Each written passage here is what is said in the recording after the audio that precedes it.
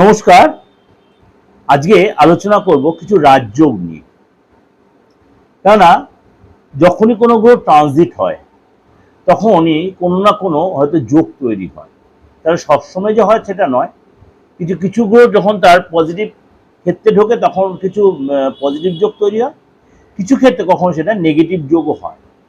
যোগ তাহলে বলবো না, সেটা আমরা নেগেটিভ ক্ষেত্রে দোষ বলবো, কিন্তু বেশিরভাগ ক্ষেত্রেই যোগই আমি আলোচনা করি। আজকে সেরকম কিন্তু রাজযোগ নিয়ে আলোচনা, কবে সেটা আরম্ভ হবে? কারণ খুব শীঘ্রই জুন মাস পড়ে যাচ্ছে। এই জুন মাসে একাধিক রাজযোগ তৈরি হচ্ছে। কিরকম? জুন মাসে একাধিক গ্রহ তার নিজস্ব উচ্চস্থানে বা কোনো গ্রহের সাথে জুতি তৈরি করে প্রভাবশালী যোগ তৈরি হবে।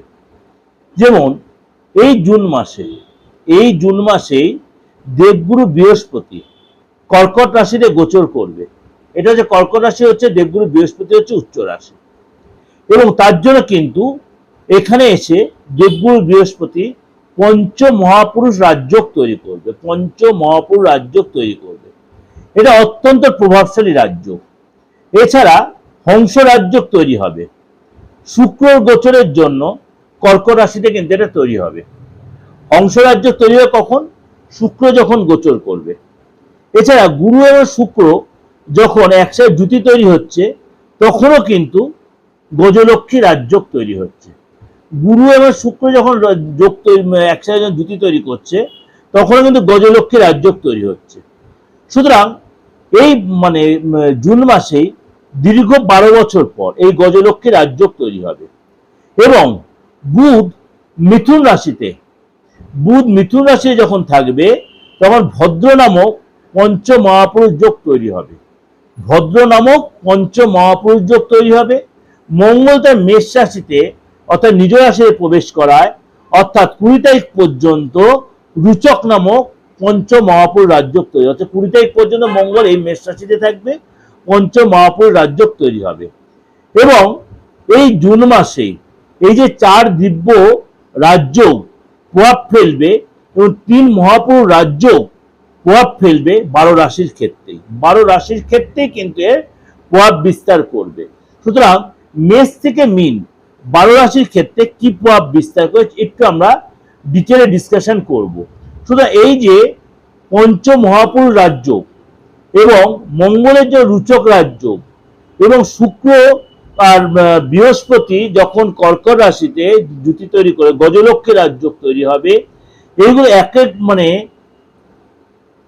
কিছু রাশির জন্য তো যথেষ্ট প্রভাব বিস্তার করবে, 12 রাশির ক্ষেত্রে তার পজিটিভ হবে।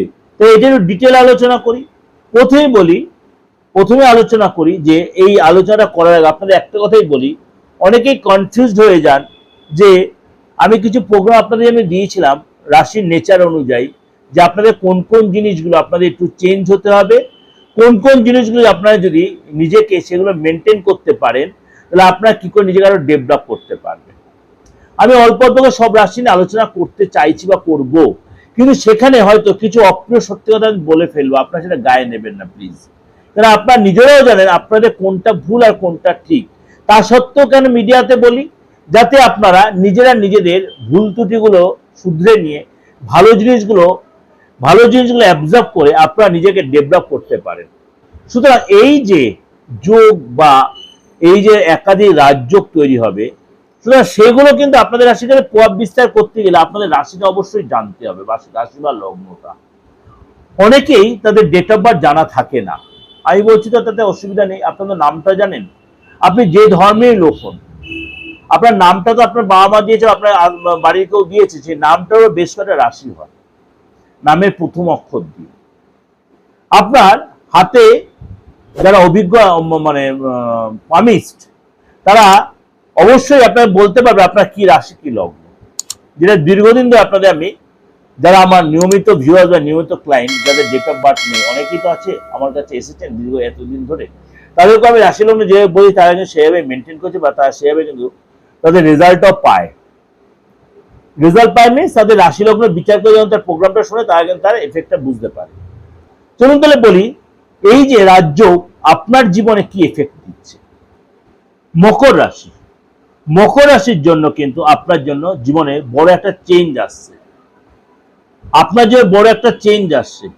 এই মাসে যে একাধিক গ্রহ তার সিচুয়েশন চেঞ্জ করছে আপনার জন্য, কিন্তু আপনার চতুর্থ ভাবে কিন্তু মঙ্গল উচ্চ রাজযোগ তৈরি করছে, এবং আপনার সপ্তম ঘরে শুক্র এবং গুরু গোচর আপনার গজলক্ষ্মী যোগ তৈরি করছে, গজলক্ষ্মী রাজ্য। এবং আপনার এই সময় কিন্তু সুখ সমৃদ্ধি বৃদ্ধি পাবে। দীর্ঘদিন যে সম্পত্তির যে প্রবলেম আর লিটিগেশন চলছিল, আপনি সেখান থেকে বেরিয়ে আসতে পারবেন। মার্কেটে যে অর্থ পড়েছিল সে অর্থ অনেকটাই আপনি রিকভারি করতে পারবেন, এবং আপনার আর্থিক জায়গাটা ডেভেলপ করবে। অর্থাৎ আপনার মনে করুন কর্মের জায়গাটা কামধান্দা, বা যেটা বলে এক কথায় লোকাল ল্যাঙ্গুয়েজ যাকে বলে, কামধান্দা আপনার যথেষ্ট ভালো হবে এবং গুড নিউজ পাবেন। এসে কিন্তু আপনার সফলতা প্রাপ্তি হবে। বিজনেসে আপনার হঠাৎ কোনো যোগাযোগ আসবে, নতুন ব্যবসা শুরু করতে পারবেন। যে ব্যবসা আপনি করছেন সেই ব্যবসায় আপনার উন্নতি হবে, যে ব্যবসা আপনি করছেন সেই ব্যবসা আপনার ডেভেলপ করবে, আত্মবিশ্বাস ভরপুর হবে, ফ্যামিলি সাপোর্ট পাবেন। এবং এই সময় কিন্তু আপনি নিজেকে উপলব্ধি করতে পারেন, নিজের মধ্যে চেঞ্জ, শরীর স্বাস্থ্য যে ডিস্ট্রেস সেটা ঠিক হবে। এবং এই সময় কিন্তু আপনার কর্মে সফলতা আছে, বাইরে কোথাও ঘুরতে যাওয়ার সুযোগ আসবে আপনার। এই সময় কিন্তু আপনাকে কোনো গাড়ি কিনতে পারেন, সম্পত্তি কিনতে পারেন, সম্পত্তির যোগ হতে পারে। এবং এই সময় কিন্তু আপনি অনেক কিছু মানে প্ল্যান করবেন, প্ল্যানটা আপনার সাকসেস হবে। এবং আপনার এই সময় কিন্তু মানে বিবাহিত লাইফে রোমান্টিক সিচুয়েশন তৈরি হবে। এবং আপনার এই সময় কিন্তু যদি আপনি সিঙ্গেলও থেকে থাকেন, আপনার নতুন রিলেশন তৈরি হতে পারে, এবং সেটা আপনার বিয়েতে পর্যন্ত পরিণত হতে পারে, বিবাহিত জীবনে আপনার পরিণত হতে পারে। কোথাও ঘুরতে যেতে পারেন, প্রাকৃতিক পরিবেশে অনেকটাই সময় কাটাবেন, ডেভেলপ আসবে, উন্নতি হবে। অর্থাৎ আপনার কিন্তু এই জুন মাস আপনার জন্য অনেকাংশে আপনার জন্য সুখবর নিয়ে আসছে। যদি মানে হ্যাবক কিছু গ্রহ রাশি আপনার বাচ্চার সিচুয়েশন খুব টাফ না হয়, আপনার জন্য এই জুন মাস অনেকাংশে আপনাকে উন্নতি দেবে, ডেভেলপ দেবে, ইচ্ছা পূরণ হবে।